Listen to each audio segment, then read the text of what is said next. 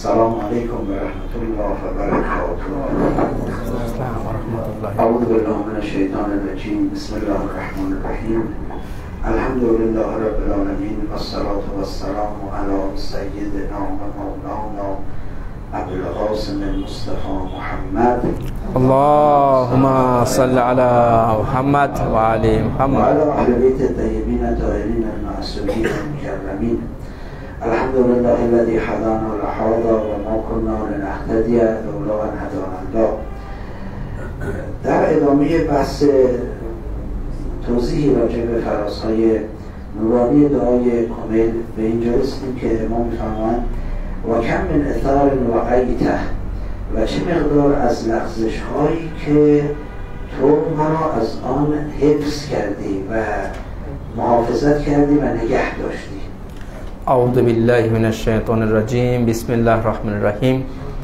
আমরা বিগত সপ্তাহগুলোতে দোয়া কমেলের এই পর্যায়ে এসে পৌঁছেছিলাম যে মাওলা আমিরুল মুমিনিন আলাইহিস সালাম এই নুরানি বাক্যটি বলেছিলেন যে হে আমার প্রতিপালক, আপনি আমার এমন অনেক ক্ষেত্রে আমাকে হেফজ করেছেন যেখানে আমার পিছলে যাওয়ার সম্ভাবনা ছিল।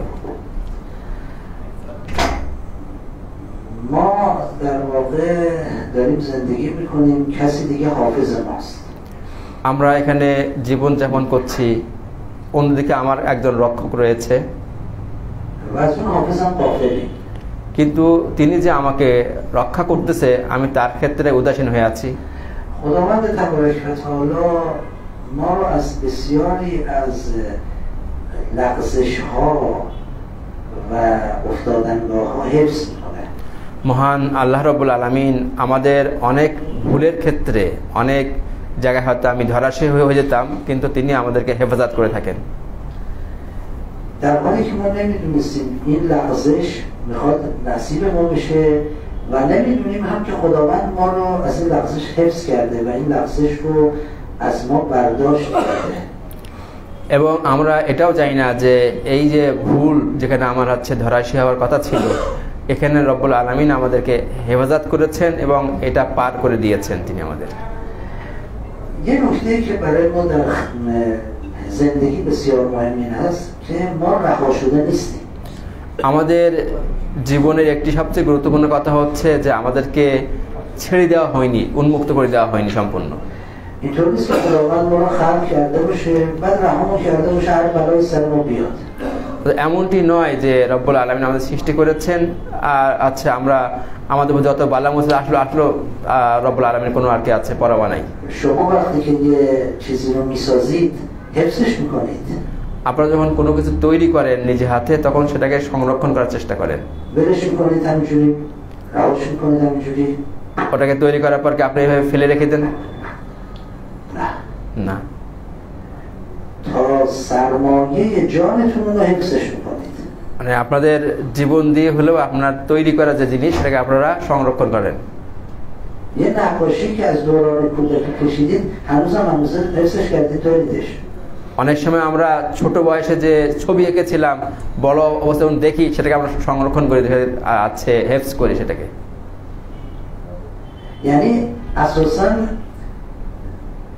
دستمایه خلقت و در واقع دستمایه ما همیشه مورد محافظت ما قرار میگیره.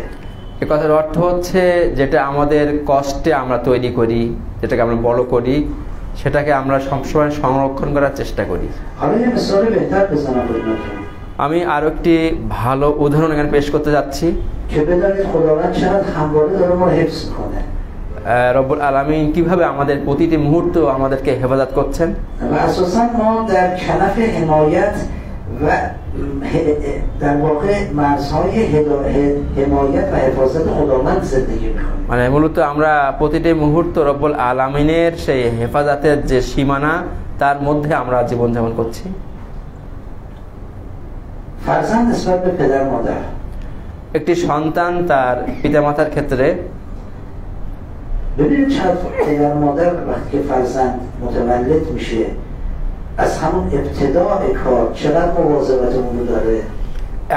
একজন সন্তানের ভূমিষ্ঠ হওয়ার পরে, জন্মগ্রহণ করার পরে দেখুন পিতামাতা কিভাবে তার জীবনের শুরু থেকে তার প্রতি মনোযোগ দিয়ে থাকেন।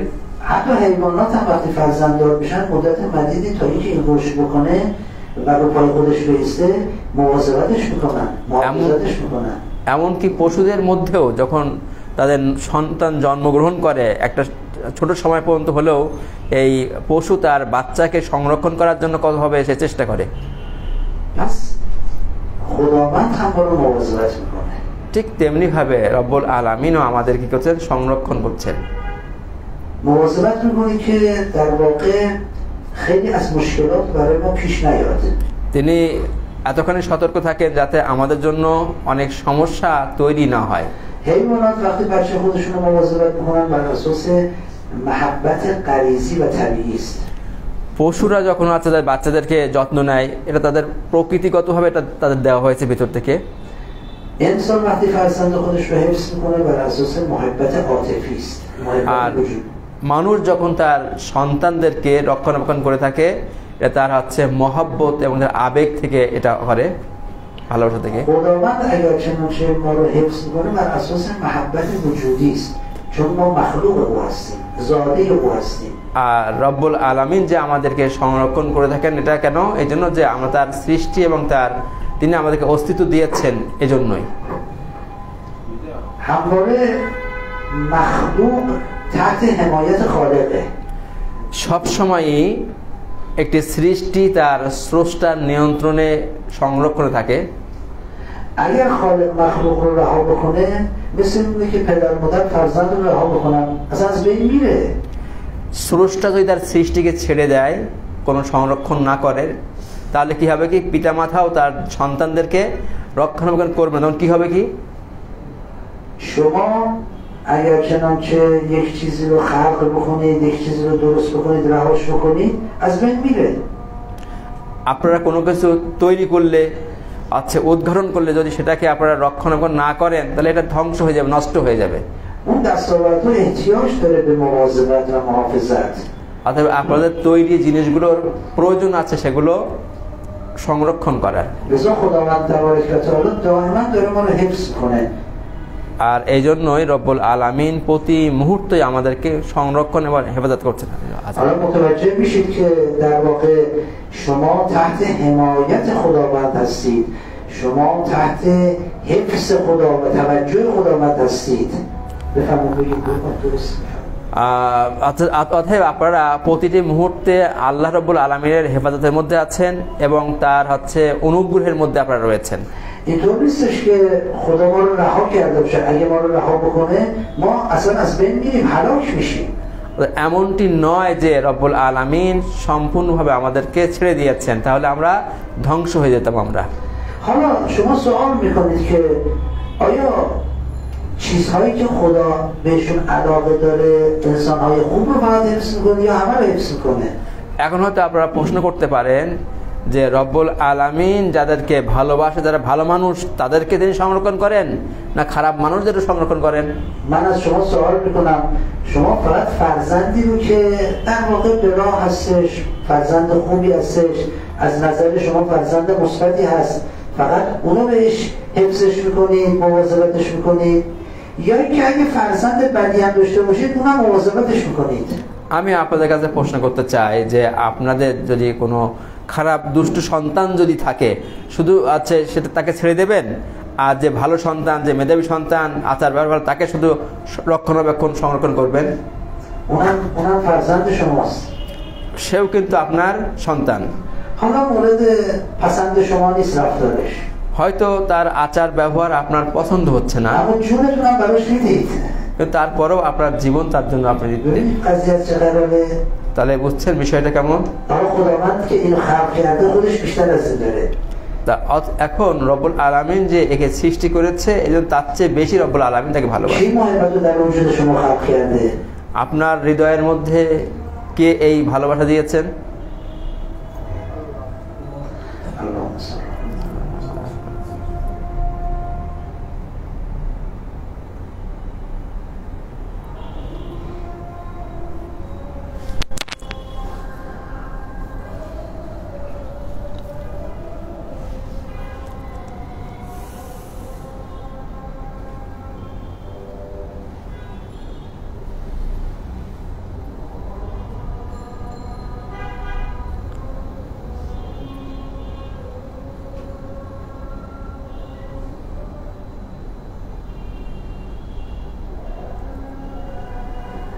আজান হচ্ছে, যে কারণে আজানের জন্য যারা অনলাইনে দেখতেছেন তারা হয়তো ভাবতে পারে কি এবার আলোচনা বন্ধ হয়ে গেল না।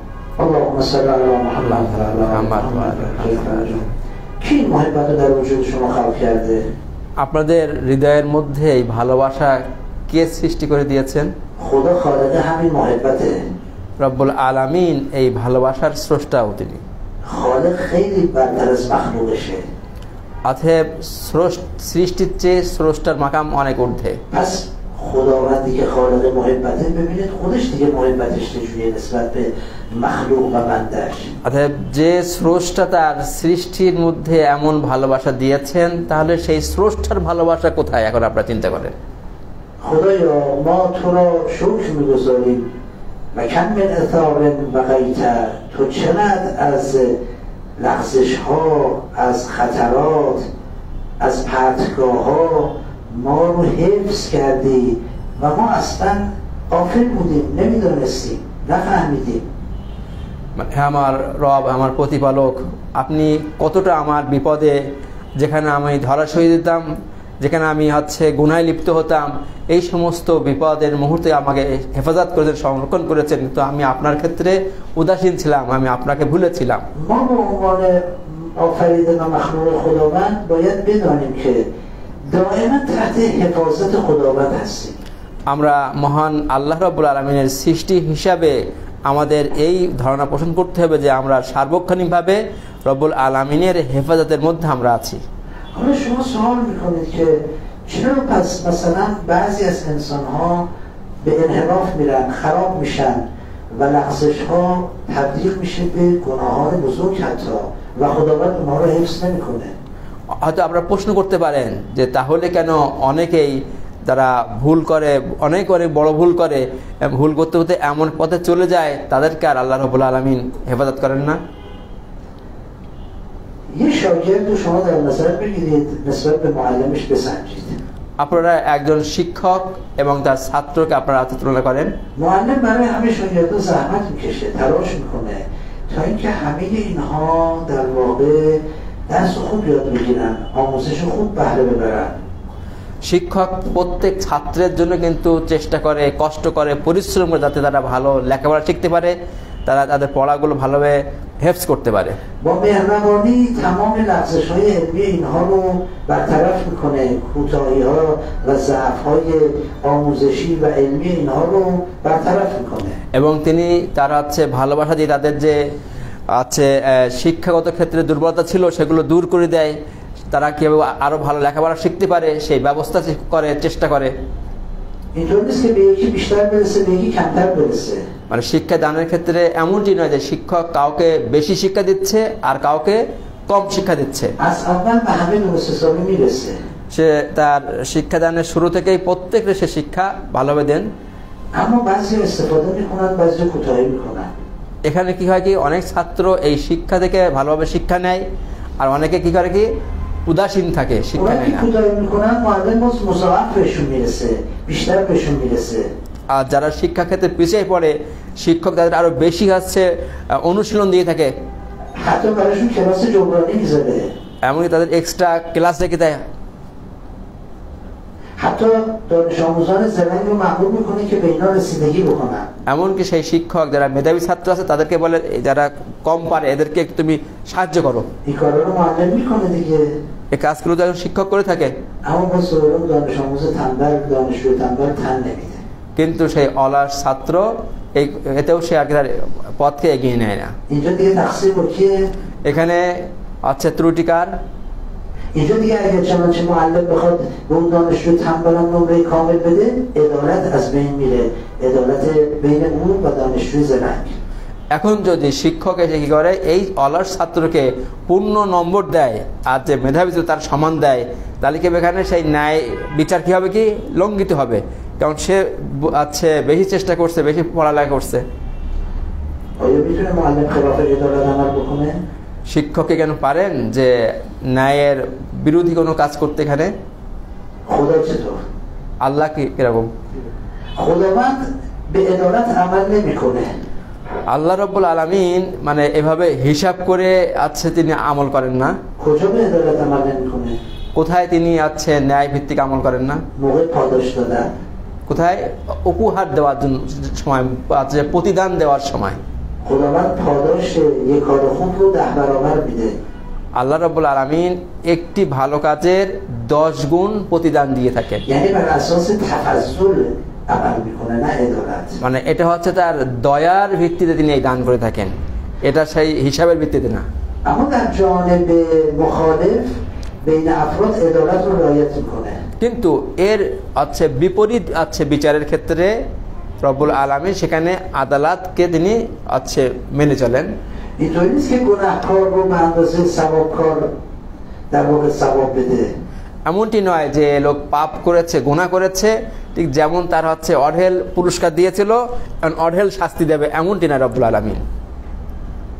پدر مادرم همونجوره، معلمم در ارتباطاتش ঠিক همونجوره. পিতা মাতাও এমনই, শিক্ষকগণও ঠিক এমনই আমল করে থাকেন। پس اگر خداوند بعضی اوقات دیگه دخالت نمیکنه در لغزش‌های حفظ لغزش‌ها، به خاطر اینکه اون فرد اون بنده خودش دیگه نمیخواد.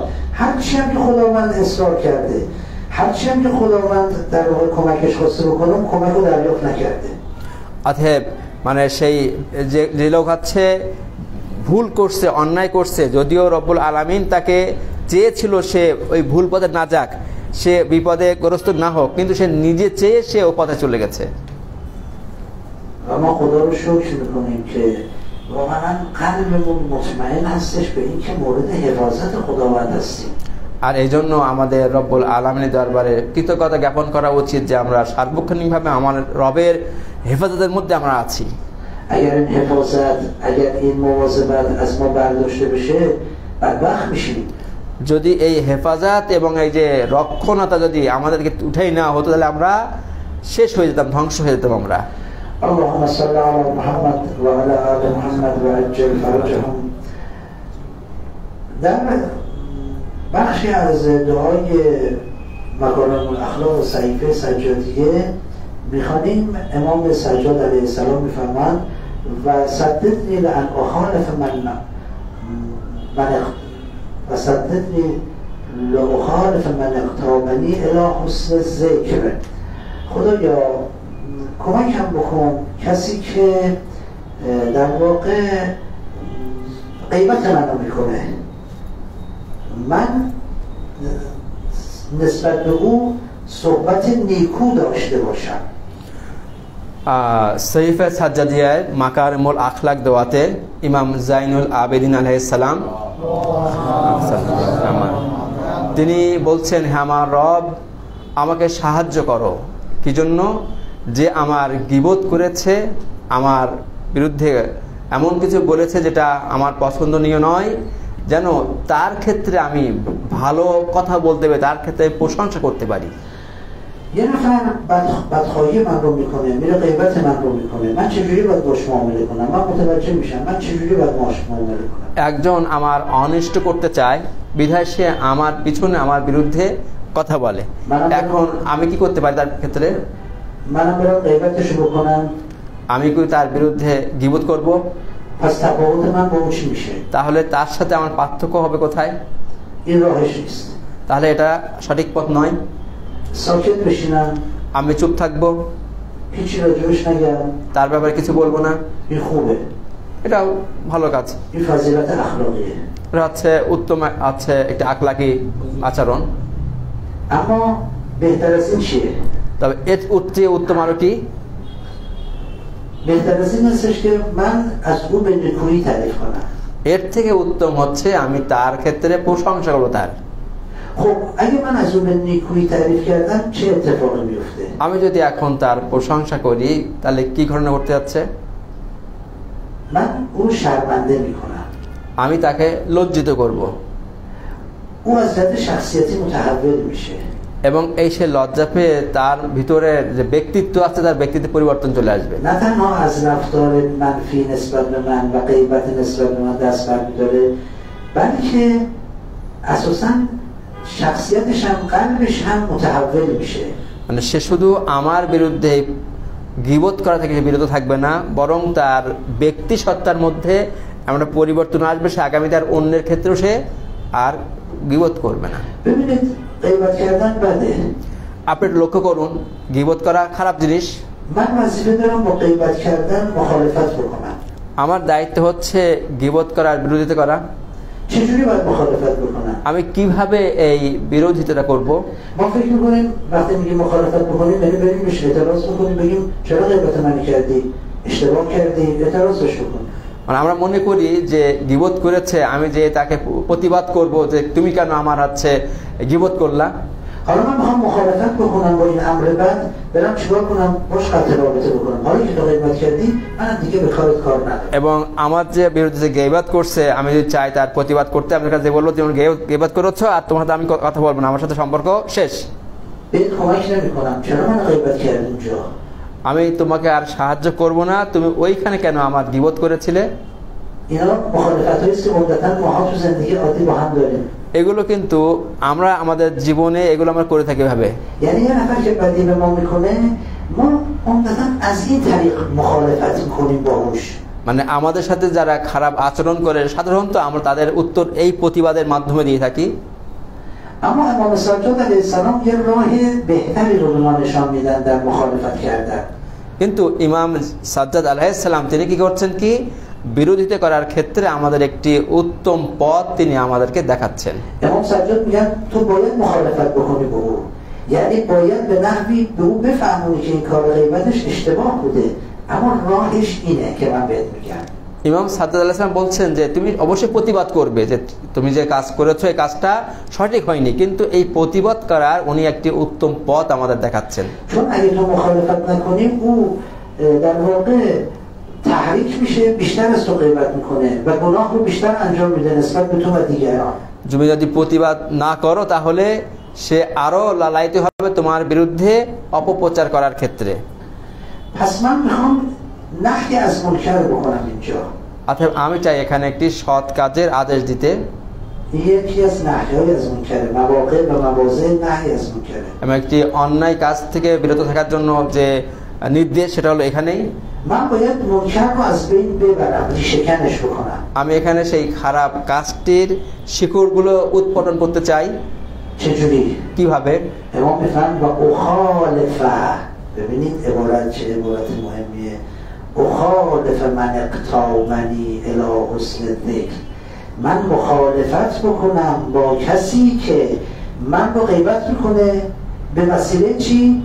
ذکر نیکو از او یاد نیکو از او ইমাম বলছেন যে তার বিরোধিতা করো তার মুখালেফাত করো কিসের ভাবে সে আমার যে গীবত করেছে তার হুসনে যিকর মানে কি তার ভালো কথা বলে তার ক্ষেত্রে প্রশংসা করে به قول مولوی میگه از زمستان کی شود سرسبز سنگ মৌলভী আছে মসনবী শরীফের از بهاران کی شود سرسبز سنگ خاک شو تا گل بروی رنگ رنگ মসনবী শরীফ বলছেন যে কখন সেই বসন্তকাল আসবে যখন আছে এই পাথর আছে সবুজ হয়ে যাবে তো বলছে না তুমি মাটি হও তাহলে এই মাটির মধ্য দিয়ে সবুজ পাতা গজাবে از بهاران حتی بهاران که بیاد سنگ گل نمیده سبزه نمیده যদি বসন্তকাল আসে কিন্তু এই পাথর তো সবজি বা শাক সবজি বা সবুজ হয়ে যাবে না خاک شو تا گل بروی رنگ رنگ بعد انسان خاک بشه تا گل از وجودش رویش پیدا کنه বলছে তোমাকে মাটি হতে হবে যদি মাটি হও এখানে রং বেরঙের ফুল এখানে চলে আসবে এখানে سالها تو سنگ بودی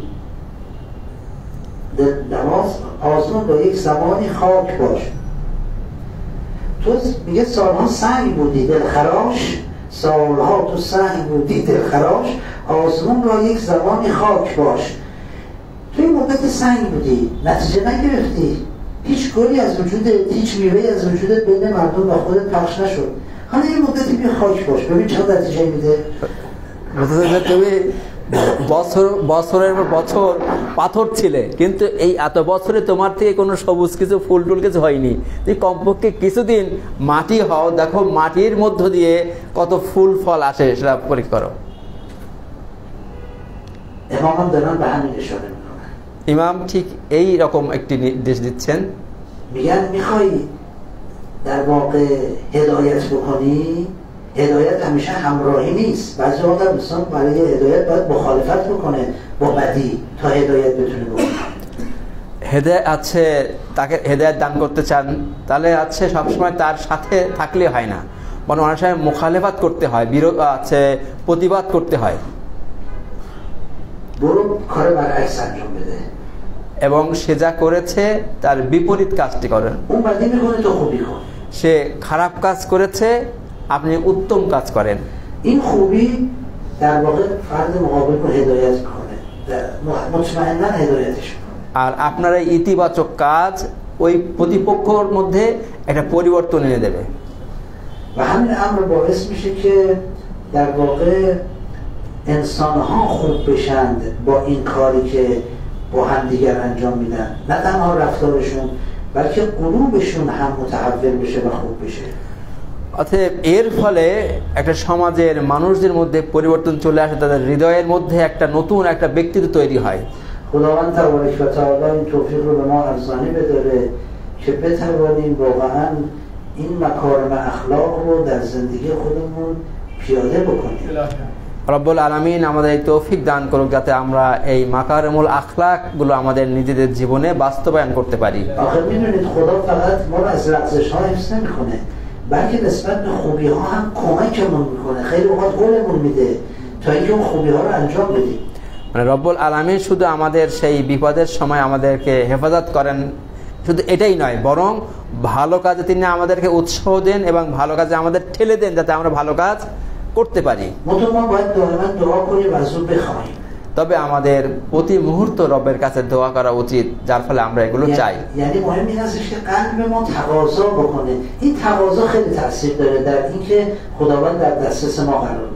মানে আমাদের হৃদয় থেকে যে আবেদনগুলো আল্লাহর কাছে যেতে হবে, তাহলে রব্বুল আলামিন সেটা আমাদের সন্নিকটে দিয়ে দিবেন।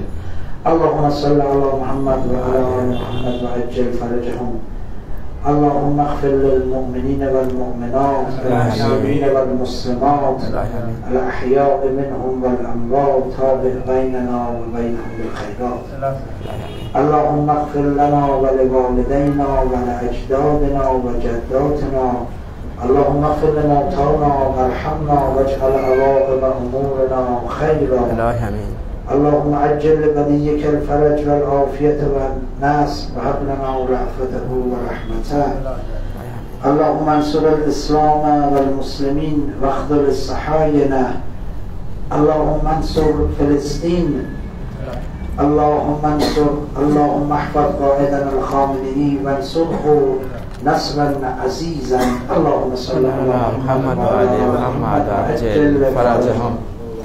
জাযাকাল্লাহ খাইর। কারো যদি কোনো প্রশ্ন থাকে